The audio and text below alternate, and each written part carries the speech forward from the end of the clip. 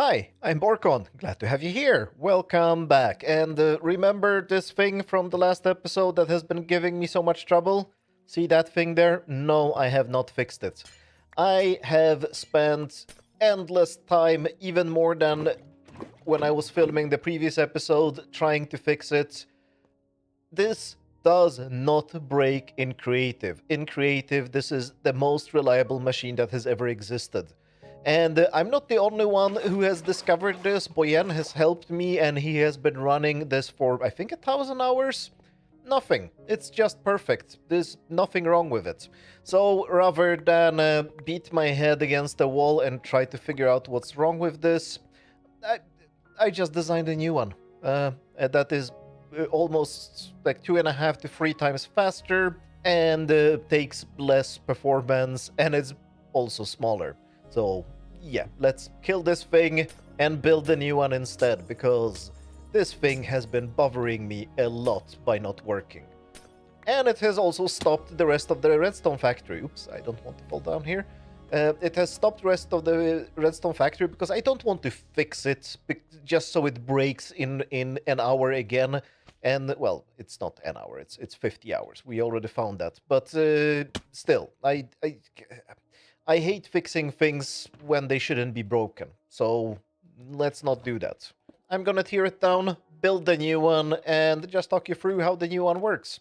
It works pretty much the same, except much better. That's it. And this is the new sand generator. It is working. It is a fantastically good machine. As you can see here, instead of using one anvil to crush a row of cobblestone that we push in, it has 6 anvils that are crashing 6 cobblestones at the same time. And we are doing this as fast as the cobblestone can generate, which means that this thing generates 14,400 sand per hour. It is already connected to the master switch and to the request line, so I'm just gonna fake that the master switch is on. Whoops, that wasn't that. It is this one. I just removed this torch, and it has enabled. And here we can get a good angle of how it's working. We basically pull the sand away. That makes the anvils fall. We use the slime to bounce the anvils up, and at the same time we pull in the next row of cobblestone. And this is done exactly at the moment the cobblestone is generated. And above there, let's go up here. The anvils hit the glass blocks here so that the anvils don't fly up, and that way the anvils never get damaged. And the timing mechanism is stupidly simple. Like, compared to the old one, I don't know why it ended up so much simpler than the old one, but I guess, well, experience with how to build things. I just simplified it ridiculously much. Of course, since we are getting 14,400 sand per hour, we can't really afford to put it through a hopper and a dropper and a dropper line like we had before. So instead, all the sand just falls into this water stream and straight into 2 hoppers feeding the chest for the TNT maker. And let's see, is the chest filling up? Oh, the chest is already filling up because the dropper is already full. So yeah, this is working fantastically well. And also, I don't know if I invented this, but I really hope I invented something new. Sand that falls, it's generally quite hard to make sand fall into a water stream and break, like from blocks into entities, but it does that when it falls on honey. In the beginning I was trying this with slabs, so I had bottom slabs here and a water stream above them, so the slabs weren't waterlogged, but the water stream above them was. And that almost worked, except the sand entities sometimes fell through. But then I experimented with chests, and chests do work, but it kind of looked icky. And then I figured out, wait a minute. There are other blocks that are not full-sized blocks where, gravity blocks would break. And yeah, it works with honey. I'm so glad I found this, because this actually simplifies the whole machine. And by the way, I also already have I have put together a double version of this. There is a way to just chain these as much as possible. I don't know what the limit is, but this thing eats almost no CPU. This eats like half MSPT or something like that. It's super efficient. So I suspect I could have maybe, I don't know, 100 of them. I think, maybe I should make one episode that it is just 1 million sand per hour, because they are not hard to build. This is a very simple build. I can chain them together, and rather than having the sand generator as I have in my base, or like next to my base, or on my base island, I still don't know if the island is my base or just the base on the base is the island. No, the base on the island is my base. See, I'm calling the island my base. The island is my base. There, I have decided now. The island is my base. So the one in my base is, well, it's the old speed, so like 5,000 something. What was it? I think it was 14 ticks. So whatever 14 ticks, 1 sand per 14 ticks, that's how much it generated. It's 5,100 something something. And instead of having that and just run it for a long time, I could just have a sand generator where I push a button and then it just completely fills my inventory with sand. That could be an idea. 1 million sand per hour. Maybe I'll do that. That could be funny. But let's turn this one off because it's not supposed to be on when the master switch is not on. There we go. Bam. It has spam protection here, even though we probably don't need the spam protection, but it has spam protection. It has everything. It is designed as a modern machine should be designed in the redstone factory. So this is good. We are hopefully done with the sand adventures. Let's see if my TNT needs unclog. I don't know if... no, of course not. We don't have TNT, but do we have... We do have some gunpowder. The hopper there is full of gunpowder. Oh, can I reach? And the chest is completely full of gunpowder. So yeah, we now have gunpowder, and it was sand that was ruining everything. And I don't know if I should place obsidian here to protect it from going mad. No, I don't think so. No, I'm not gonna protect this with obsidian like I did with the old one, because if this breaks, I kind of want to know what goes bad. Probably it could spill some water. That could be dangerous, but I'll live with that. I want to know if this breaks. I really hope it doesn't, because, well, it's very solid. There is not much that can go wrong here. Famous last words. But we'll see. Now, if you've seen my video on Friday, so the previous video I released, you might be guessing what's gonna happen today. And it is that we need to deal with these hopper towers. I am tired of them. They shouldn't be there. We now know what performs the best. So I'm gonna make sure to lock the entire hopper towers and also change half of the hoppers into droppers, or well, as many as I can, because sometimes the hoppers are going to the side and then we can't do it. But like, I'm gonna try to replace as many hoppers with droppers as possible. But for this, we need droppers. And yeah, I need to build a dropper factory because, of course, I'm not gonna craft a ton of droppers manually, not when we have a redstone factory. And now that the TNT is probably working, we need to get the dropper autocrafter running because it will just use a lot of cobblestone. And yeah, let's do that. And then we can fix all the hopper towers here. And there they are. Well, I said I would build the dropper autocrafter, but I couldn't stop myself, and I also designed a dispenser autocrafter. Both of these designs are fun. Well, basically the dispenser autocrafter is pretty much like the dropper autocrafter, but instead of like here I have a placeholder item, which is always sea pickles, of course. And here we have the same autocrafter. Where is it? Oh, it's rotated. There. Instead of that, we will be throwing in bows. And the big, huge mass here above it is the bow autocrafter. And right now this one will not be running because I still don't know what to do about string. We might actually end up with a spider farm in here because I have said that everything here should be automatic. It feels like observers belong with these two as well. I don't know why, it just feels that way. I want probably to add an observer autocrafter here, but then the building would end up enormous. Maybe I should just limit myself to dispensers and droppers because the dispenser autocrafter is humongous. And put the observers together. Oh, yes. The observers should probably be with repeaters and comparators because they are also using quartz there. And I should keep everything that uses quartz in the same area because quartz is the only thing that I will not have farms for here. And now that I said it, yes, of course we need a string farm. I need to design a string farm now. It shouldn't be that hard. It doesn't need to be that efficient. I just need a little bit of string for the bows for the dispenser autocrafter.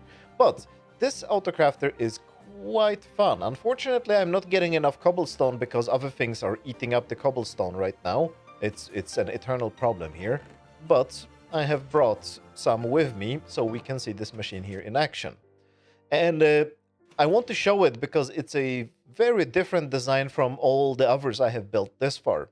Because the craft for droppers is cobble, cobble, cobble, placeholder, cobble, cobble, redstone, cobble, right? It's mostly just cobble. And here I just let the cobblestone flow naturally into the crafting dropper with a hopper line. It's a little bit hard to see. If I need to ever stop things, the only thing I need to do is to power this hopper here behind this block of glass, that one, and it is done through this repeater that is under the block of glass. Yes, it's a little bit messy here, but it has to be this messy. And all the other components don't really require any nice timing or anything that I've been doing in all the other machines. Here, I just take the comparator output from the crafting dropper. So this one here. Are we already out of cobblestone? Or are we out of redstone and that's why the machine stopped? Ah, yes, we are out of redstone and that's why the machine stopped. But I take the comparator output from this crafting dropper, and it just goes like this. Over here, when the power level reaches high enough, let me just, I have some redstone in my pocket so we can see this happening. When the power level gets high enough, that shoots the placeholder item in the middle. Here, instead of making the line too long, I'm just subtracting a signal, I think 3 from the signal, so it goes here. When the signal reaches, I think here, yes, exactly here, that powers this dropper to shoot the redstone in. And when the signal reaches, well, both here and here, it's complicated, that performs the craft. That's it. And it just flows naturally. The mess here, I won't even explain it. It's both quasi-connectivity and locking this hopper line with the cobblestone. It's complicated. It's not okay. It's not complicated. It's messy, and I couldn't find a better solution. It works fine. It's just a little bit messy here. And yeah, and it should be very reliable because there is pretty much nothing. Like I can stop it mid-craft. It's one of the few autocrafters. Like what happened right now. I think we did run out of... no, this time we ran out of cobblestone. But we can stop at mid-craft because everything happens automatically as soon as new cobblestone arrives. Boom, the crafts, they just continue. There is nothing horrible that can happen when we stop mid-craft, like we just did. See, like the power level is just before reaching there, and now it happened and then we shot in the redstone dust. It's a really neat design. It's mostly not usable for most of the autocrafters, but this one, it worked just great with. And same with dispenser, because dispenser is the same thing, but instead of having the placeholder item in the middle, here we throw in a bow, but other than that, it's pretty much the same. The bow crafter, on the other hand, well, I can't show you how it works. I also innovated here, and it's a very neat design.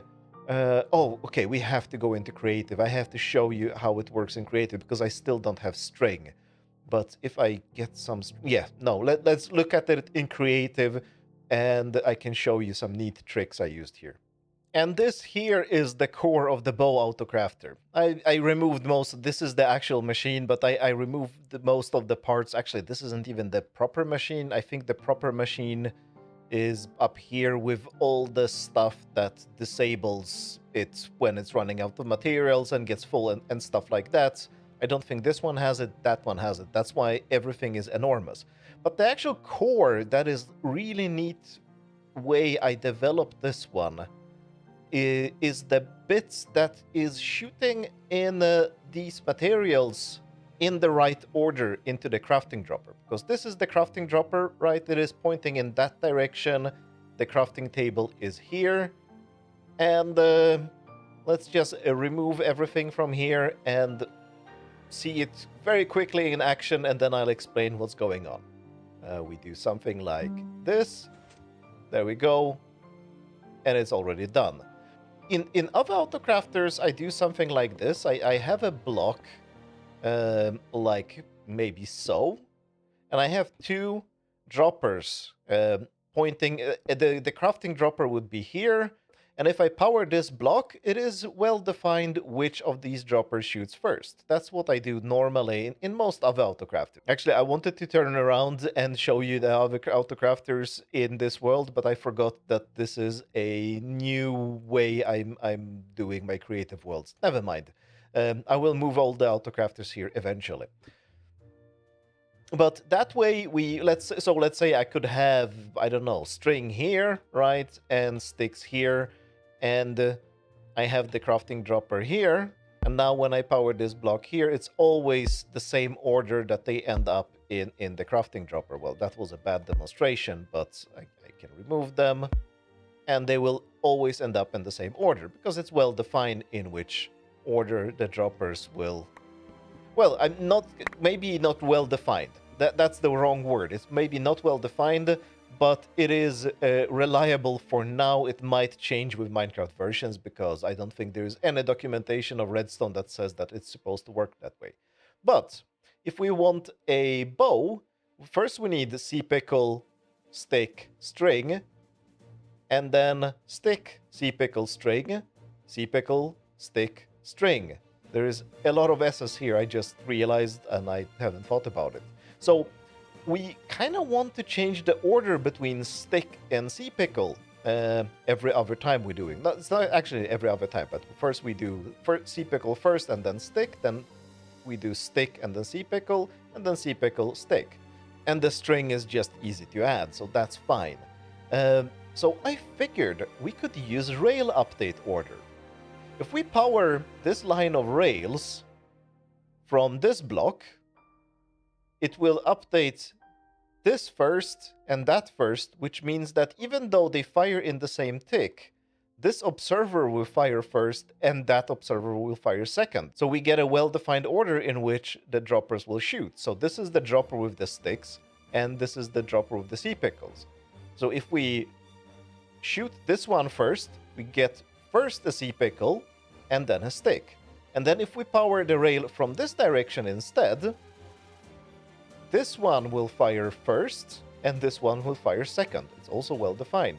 So if we power from this direction, we get stick, C-pickle, and if we power from this direction, we get C-pickle, stick. And then the string is added with a delay, so that it always comes 2 ticks after. So that is fine. And the timing here is also quite neat. So the way we do the first bit, which is first C-pickle and then stick, so C-pickle, stick must come first, we do with this repeater.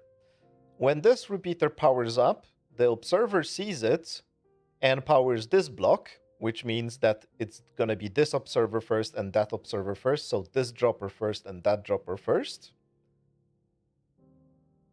And then 8 ticks later, because this repeater is set to 8 ticks, well, it's set to 4, which means 8 game ticks or 4 redstone ticks. I always use game ticks because it just makes more sense to me. And 8 game ticks later, it's gonna fire again because the observer will observe that the repeater has depowered. In between that, we want a signal to power this block, to power the rail in the other direction, to shoot the items with stick first and then C-pickle. And yeah, this sticky piston with the observer gives us the perfect delay for this. It gets powered through this block. I need to update it with a note block because it's quasi-connectivity, but it is perfect delay to do the powering from the other direction. The rail behaves kind of weird when I was tick freezing this and single stepping, but it seems to work. Like the rail seems to be powered all the time. I don't really understand how it's supposed to work, but it does. And we can see it again. It's perfect.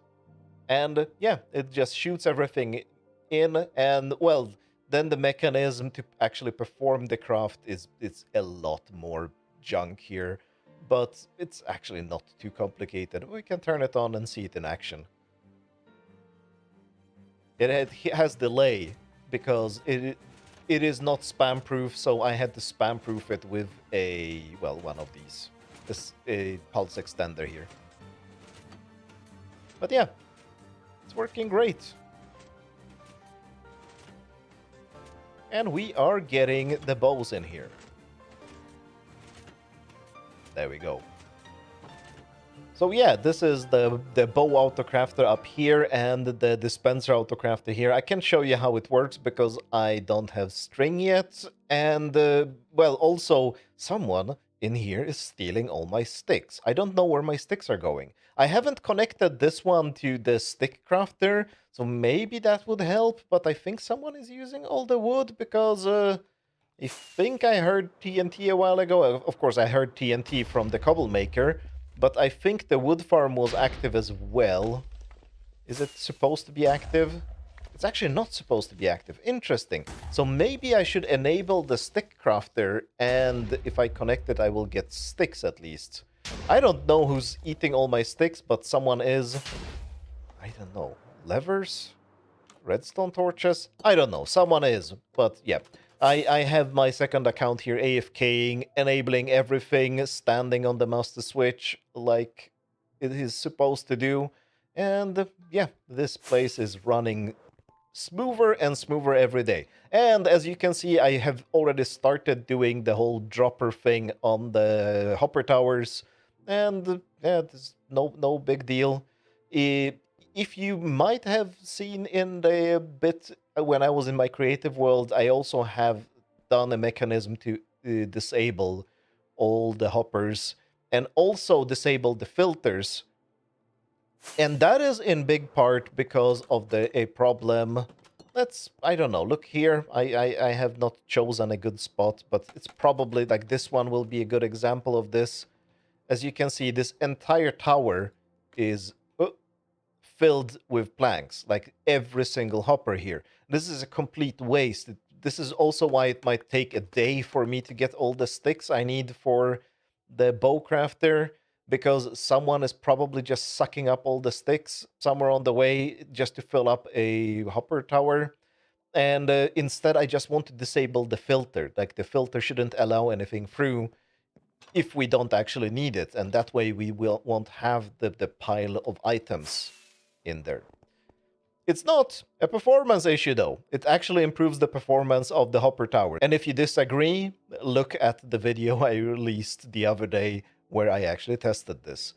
Filling the hoppers fully actually slightly improves performance. No good reason why, but it does. I let this thing run for a bunch of hours, almost a day actually, and something is not right because it's not active, the tree farm is not active, the cobblestone generator is not active. Did my TNT break again? Oh, I really hope it didn't. The sand maker is running, so that's a good sign, which means that we've been using a lot of sand. Do I have sand? Oh, it's just starting to fill up again. The dropper is still full, so that's fine. So the sand is not the bottleneck anymore, which it shouldn't be because this thing is working gloriously. It's gunpowder again. Yeah, it's gunpowder again. Of course it's gunpowder. Okay, we're completely out of gunpowder. So we are requesting that the creeper farm should be running. Oh no, is something wrong with the creeper farm? I can see, oh, the particles showed me that something is dying in the creeper farm. So there are creepers. They are dying. I don't dare to open this because there's probably 50 creepers there. They're gonna blow up, and my reaction times are terrible. and I just usually let the creepers blow up on me. I'm missing a carpet here. That's actually a bug. Let's fix that bug, because that's a bad bug. Something could spawn there, and that's not good. It's bad because it's not good. Yay. I need to look into here and see what's going on, why I'm getting so little gunpowder. Because this should be a steady stream of gunpowder, and as you can see, it's just one bit of gunpowder. Very rarely. Okay, let's free cam this. Why are... Oh no. Oh no. Yeah, my cat is gone.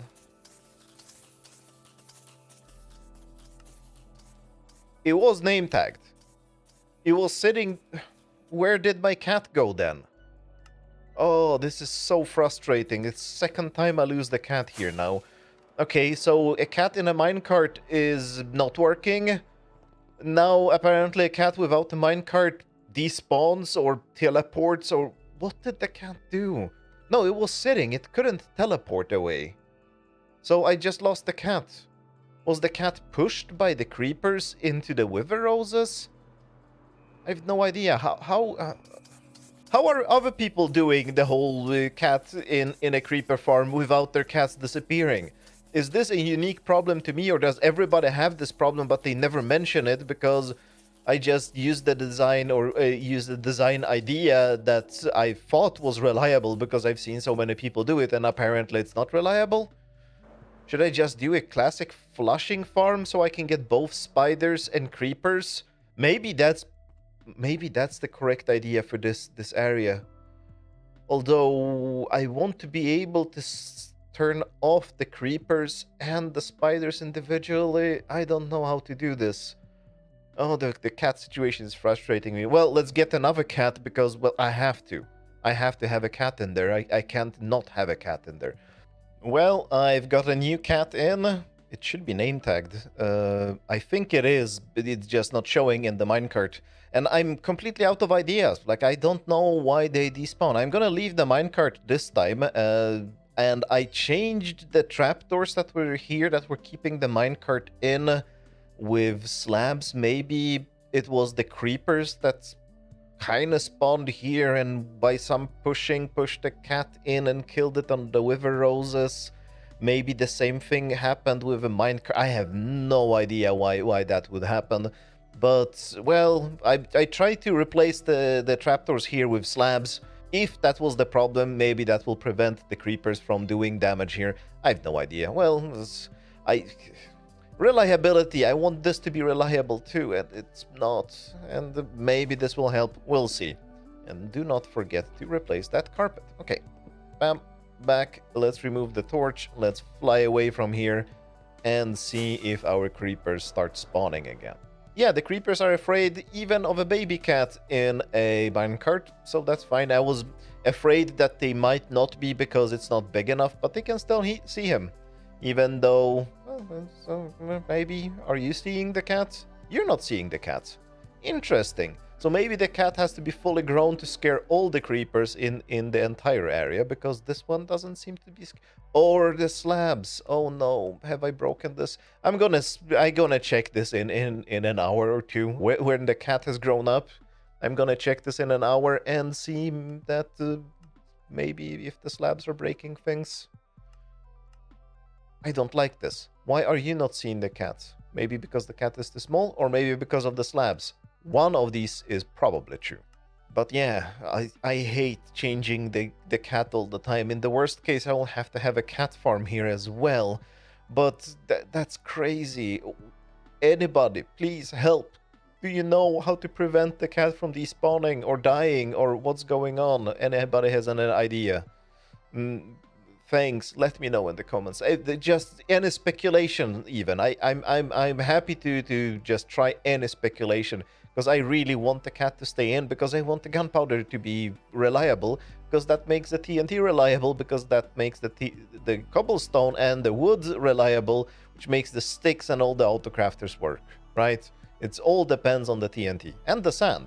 But, well, maybe sand reliable, please, hopefully. It's been fine so far, but I will know probably in a week first if it's been working correctly or not. And since it's so much faster, it doesn't run that often. So, on the other hand, if there was some problem with the anvils, we have 6 times as many anvils. And much easier timing, so I don't know. Let's hope that this works. But that's all from me today. I have not finished the dropper towers yet. I will get to that soon. And I also need to lock the hoppers. I'll show you probably, hopefully in the next episode, how that is done. It's simple, but it's a little fun mechanism I have developed, which might be a bad idea, but maybe it's a good idea. We'll see. And we'll see if the cat in the minecart again is a good or bad idea. And we'll see how we get string, because, well, I don't think there are that many options. There has to be a spider farm eventually. And I also had another farm planned for today, but, well, we don't always have the time we need to finish everything, and which is why all these projects take a lot of time, because sometimes unexpected things like stupid cats in a stupid gunpowder farm pop up.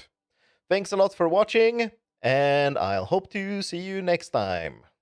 Bye!